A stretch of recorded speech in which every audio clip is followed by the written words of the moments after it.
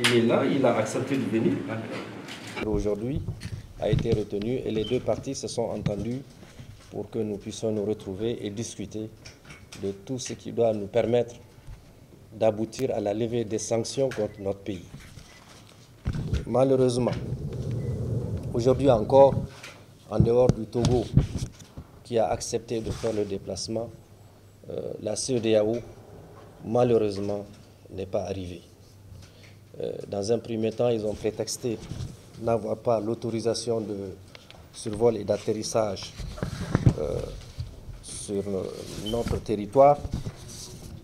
Cela n'étant pas fondé, nous allons vous remettre les copies des deux autorisations. La première, c'est celle qui permettait à la délégation togolaise, c'est-à-dire le ministre des Affaires étrangères du Togo, le professeur Robert, qui est ici assis, qui a répondu, qu'on disait n'avoir pas reçu, et qui concerne la délégation de la CEDEAO avec le pays qui doit l'accompagner, c'est-à-dire la Sierra Leone, mais ils ne sont pas là, vous le constatez.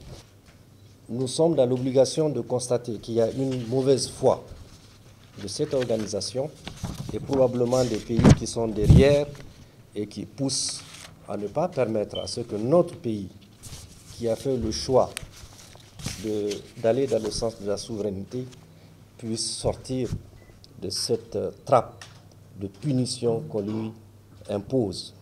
Le Niger, qui a été injustement frappé par des sanctions qui n'ont aucune base légale, a tout fait pour que, dans le cadre de cet espace communautaire, je n'oublie pas, lui et moi, que nous puissions arriver à nous comprendre.